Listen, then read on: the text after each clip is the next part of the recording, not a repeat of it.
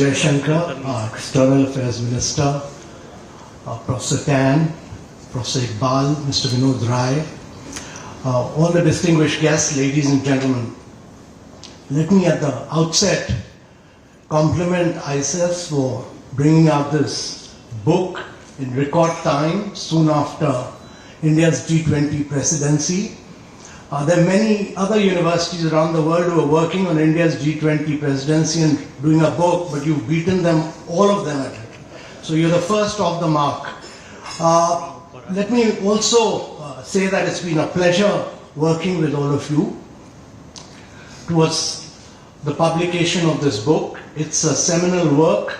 It's a remarkable book because it has writings from several Sherpas, which gives you a perspective of different countries. It covers all of India's priorities, and this book is remarkable because it brings out all the challenges which India was confronted with when it took over the presidency. I want to be extremely brief, and I want to just merely say that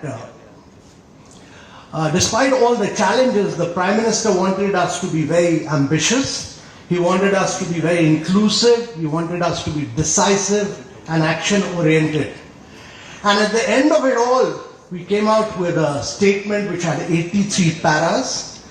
We've brought multilateralism back center stage at a time when it's a fractured world. We've managed to bring growth and development center stage. We've pushed the agenda of sustainable development goals. We've brought green development back as a driving force in very big way, bringing climate action and climate finance as a very big force. We brought the agenda of inclusive growth by bringing the global south center stage. We ensured that G20 became G21 by making AU as a permanent member of G20, and we brought many of the remarkable things which India had spearheaded, particularly the digital public infrastructure, and we said that the world will not grow and develop in an inclusive manner without the digital public infrastructure. But I think the most remarkable thing was that India was able to push the agenda of the reforms of the multilateral financial institutions, which is very critical for both sustainable development goals and for climate action. And we were able to bring what our Prime Minister had spearheaded, women-led development, back on stage in the global center stage. We were able to bring consensus on all, global consensus on all these issues.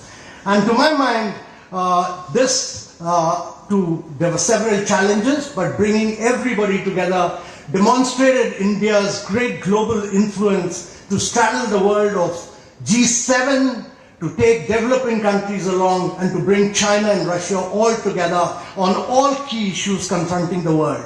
And that's why I really think that this book is seminal in many ways, because it highlights what all India has been able to achieve. Ladies and gentlemen, I'm truly delighted that this book is being released by our External Affairs Mr. Jaishankar. Throughout this presidency, he was a big source of inspiration and great source of motivation to all of us, me and my entire team, which is here today.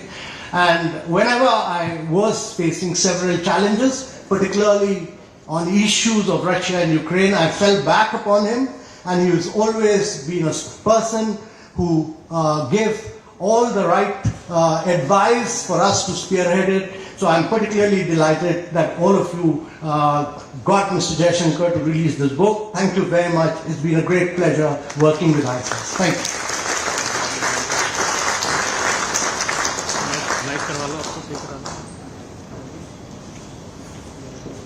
Thank you, Mr. Kant.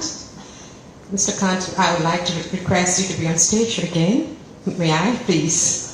And joining him, I would also like to request Professor Tan, Dr. Sylvia, and co-editor of the publication, Mr. Vinod Rai, to join Mr. Kant on stage for the launch of the publication service. May I have you on stage now, please?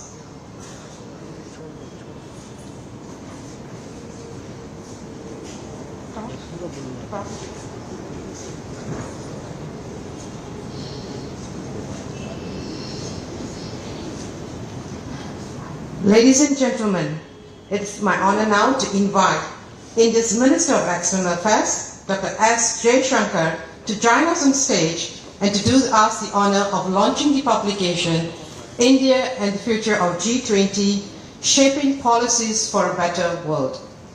Minister, sir, please.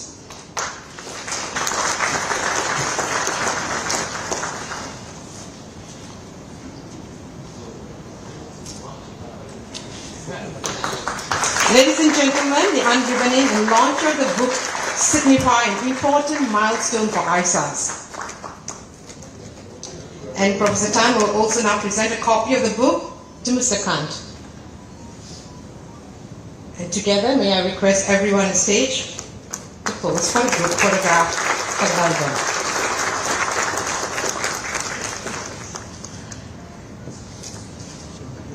Thank you, gentlemen. Minister, sir, may I request you to go on stage, please? Yeah. Sure, please. Yeah.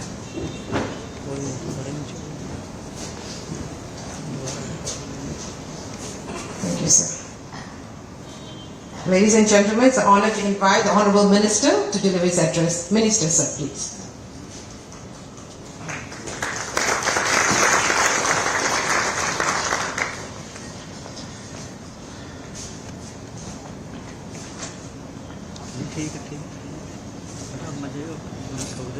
Professor Tanta Yonk, Mr. Amitabh Kant, the co-authors Iqbal Singh Sevia, Vinod Rai, Amitendu Palit, Excellencies, the Indian G20 team, ladies and gentlemen. I'm really very pleased today to join you on this occasion for a number of reasons. One, as Amitabh said, ISAS has been the fastest of the block.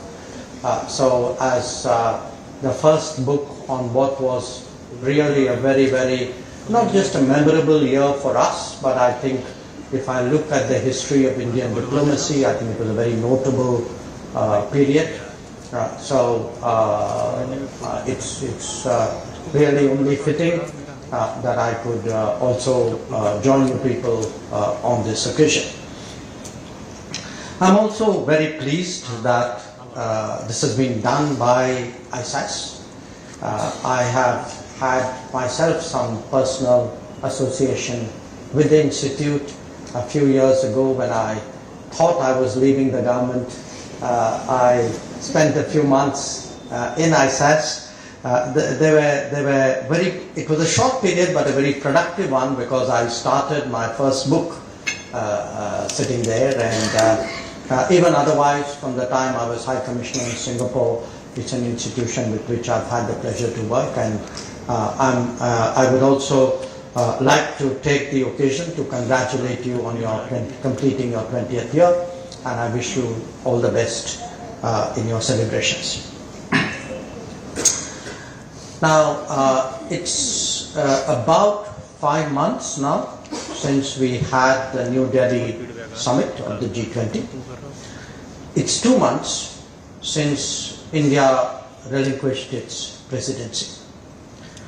So it's a natural thought for many of us who are involved with the G20 to reflect on how it is perceived, how it is remembered, how it's analyzed.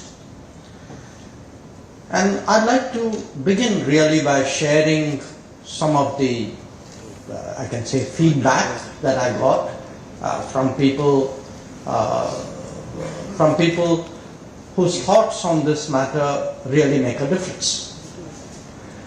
The first feedback I would give you is actually that of the Secretary General of the United Nations, Antonio Guterres. I had gone at the end of September to the UN General Assembly, and I had obviously met him there. That is customary, and I must say he was very, very appreciative of how the New Delhi summit had gone, how the G20 process had gone, because for him really this presidency had helped to to get multilateralism back on the right track. So, for a UN Secretary General to actually, and he was very open about it, that that the work which had been done at the G20 had strengthened his hands, and he spoke. I mean, actually, we had the SDG summit had just taken place that week. So he said whether it's the refocusing on the SDG, the IFI reform, the Green Development Pact, the digital public infrastructure. He said, look, this is exactly what I was trying to get the world to talk about and think about. Unfortunately, there were other fires which sort of took more of the attention and the oxygen. So, in that sense, he really valued the work of the New Delhi summit and the G20 presidency. The second feedback, which I still get, is from the global south. And I must say, again, my reference point here, my focus group, my sample here, has been the non-aligned meet, which I attended the summit in Kampala just 2 weeks ago. And within the global south, the feeling was very strong that, in a sense, the G20 provided, the Indian presidency provided an occasion really for a lot of countries who had a natural affinity of interest, but somewhere had lost that sense of, I would say, cohesive articulation to get that back. The third is Africa specifically, because there's not a single African president or prime minister or foreign minister who's really not thanked us for what is seen truly as a big step in Africa's rise, a recognition today that Africa should have a voice. And in fact, in a very interesting way, it has also spurred a debate on not just multilateralism, but even on UN reform. I mean, the feeling is that if a body like the G20 could add a member, I mean, surely this should serve as an inspiration for other bodies, not least the United Nations. I think in terms of the general global perception, the feeling is that we managed to bridge multiple contradictions, that there was the East-West polarization centering around Ukraine. There was the North-South divide, mostly on development-related issues. And that in that sense, we actually kind of managed a delicate walk on the trapeze with the spotlight on us, and did that with carrying 20 others along with us. In India itself, and again I say this from travels which I keep doing. Just a few days ago I was in Mumbai at the IIT. I think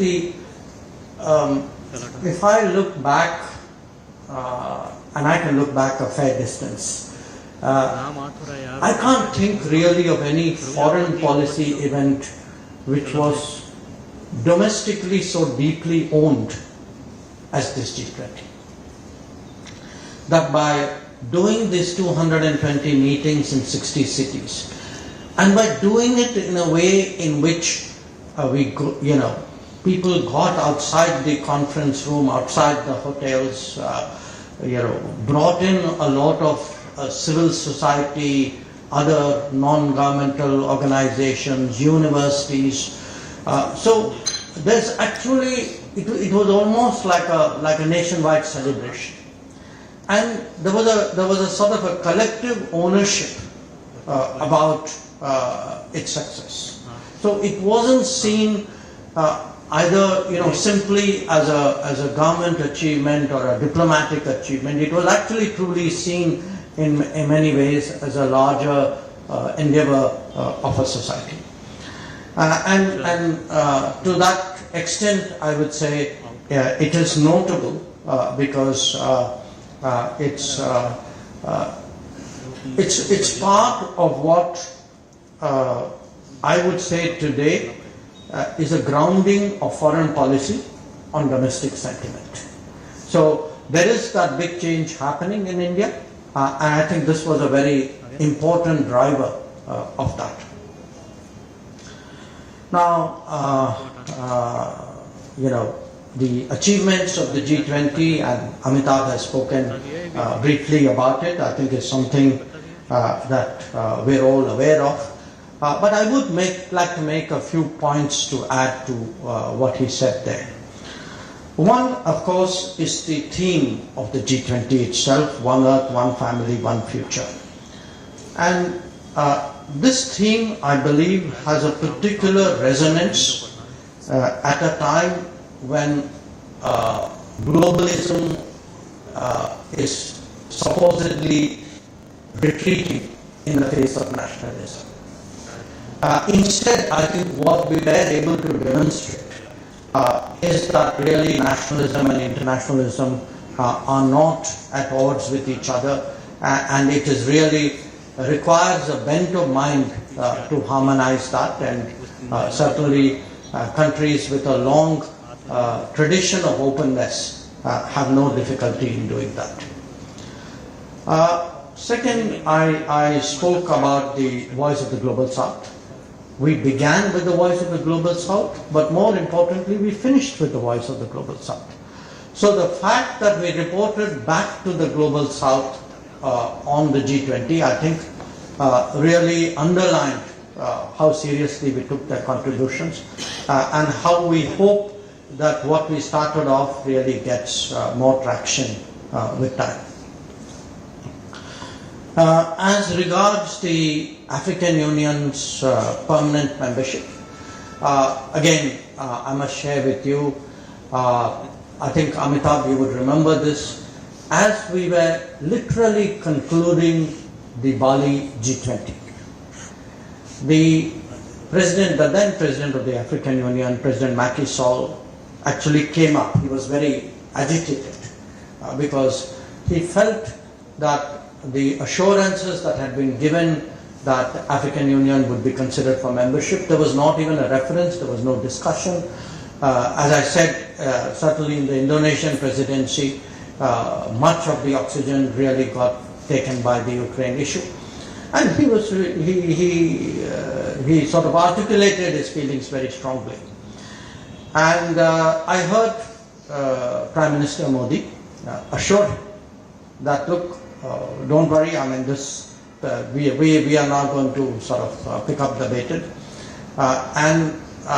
So for me, this was a international version of Modi Ki Guarantee, that he guaranteed to President Macky Sall that in our presidency, we will get it done. And to round off that story, I must tell you, when the BRICS met in Johannesburg, President Macky Sall actually came up to him and said, look, you gave me a guarantee. I know that you took that initiative to write a letter to other members suggesting this strongly. He didn't say in a manner in which nobody could say no, but that's, I guess, what he meant. I think today the fact that we took this upon ourselves, this initiative, we pushed it through, this is something which is hugely appreciated. It was the right thing, it was the smart thing. I do think it would give G20 a much greater credibility and a broader representation in the times to come. Now, I referred to the action plan in regard to the SDG. I mentioned to you that the Secretary General UNSG actually felt that it had helped to energize the SDG summit. I must also say that I had a similar sense from Sultan Jaber when it came to COP28, that he was continuously in touch with us through the G20 presidency, and he too felt that whatever was done in the course of our presidency certainly strengthened his hands when it came to the COP in Dubai. One notable initiative, of course, was the LIFE initiative. I think, Iqbal, you referred to it as well. And it is an interesting initiative because it takes, what is a big, very serious issue from the public policy domain, and it translates into personal behavior and norms. That, climate action and climate justice is not something which somebody out there has to do so that we can all live better in the planet. It is a way of actually reminding ourselves of our individual responsibilities. And I think in that sense, it's actually a very interesting example to me of democratizing and individualizing what are big policy challenges facing the world. Another important achievement, of course, again Amitabh referred to it, which was the IFI, the Multilateral Development Banks, the better resourcing. The reports which were co-led by Mr. M.K. Singh and Larry Summers, I think these will be picked up and taken forward in the Brazilian presidency, and certainly I think they do give the conceptual construct today to make this much more serious. On digital public infrastructure, I just want to say that people have seen in India what a game changer it can be. That today, if we have such a vast array of programs and initiatives on a scale which would have been unimaginable 5 years ago, maybe 10 years ago. When single programs can target 800 million people, like our Anna Yojana, the food support program, or 450 million people like the Mudra loans, or even the housing program today, which has 40 million families as beneficiaries. I think the whole idea today of efficient public goods delivery, and that being so key to good governance, this today rests on a digital foundation. And I would say, as a minister of a ministry which has development programs in 78 countries across the world, today I would say there's a single experience which is of interest to the world and which is a contribution that India can make to global good governance. It is actually in the propagation of digital public infrastructure. This is to me a real game changer out there waiting to happen. There was also a reference to women-led development. We've of course seen it in India, whether it is the Mudra loans or even the manner in which houses have been, the ownership of houses has been given. But actually in many ways with the way in which gender gaps have been narrowed, whether it may be narrowed in terms of parliamentary representation or in terms of recruitment into various bodies. It could be symbolic, it could be optical, it could be real. But again, this is something, the focus on women-led development I think was very important, as indeed was the food security issue. The per capita consumption of millets among G20 delegates would surely be in the Guinness Book of World Records. But believe me, every one of them took back that message and took it back enthusiastically. Today, the results we have seen of that propagation of millets, that is certainly very visible.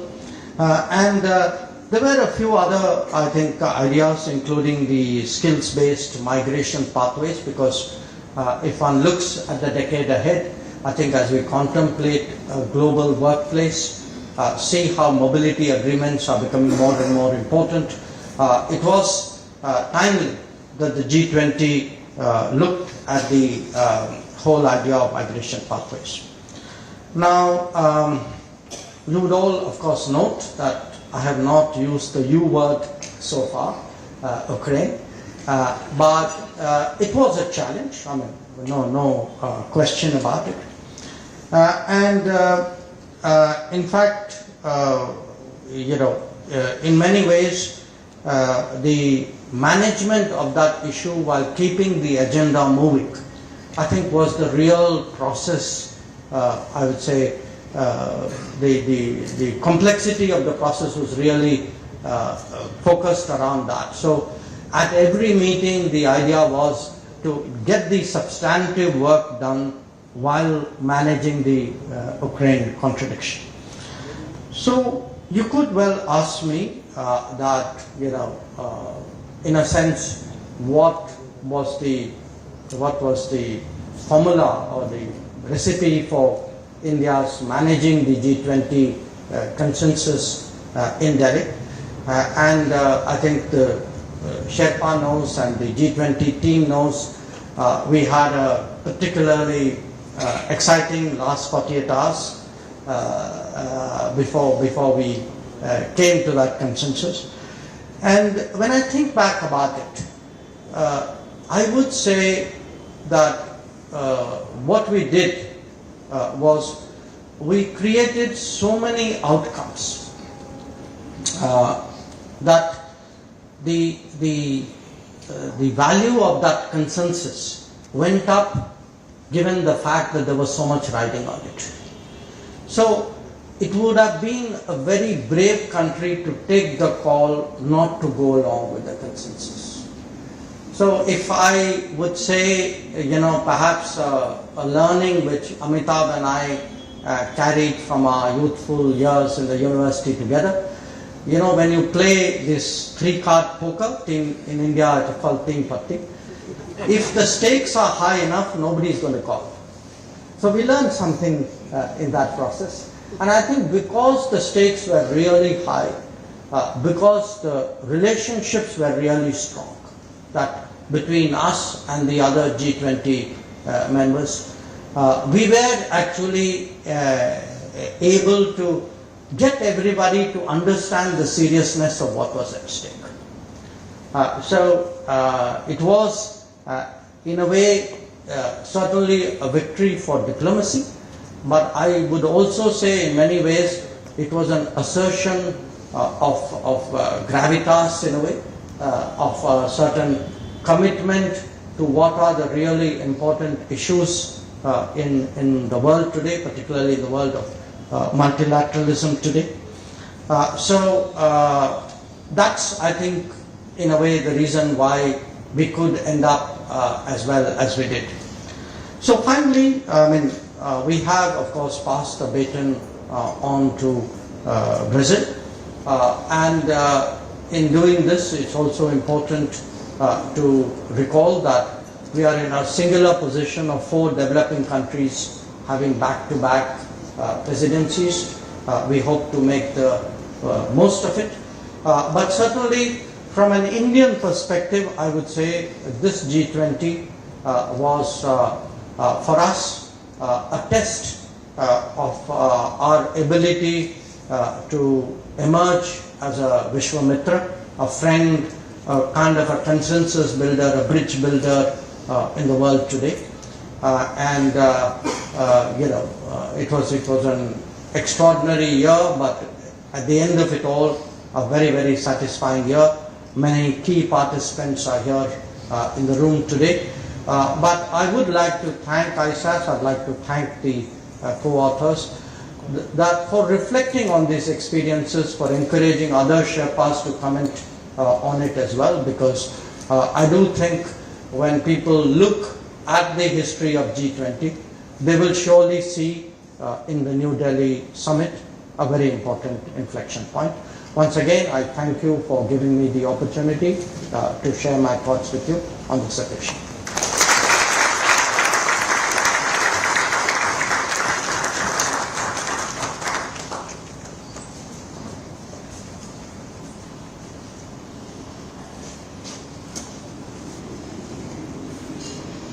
Thank you, Minister Sir. I would like next to invite Mr. Vinod Rai, Distinguished Visiting Research Fellow at the Institute of South Asian Studies and co-editor of the publication, to deliver the vote of thanks. Mr. Rai, please.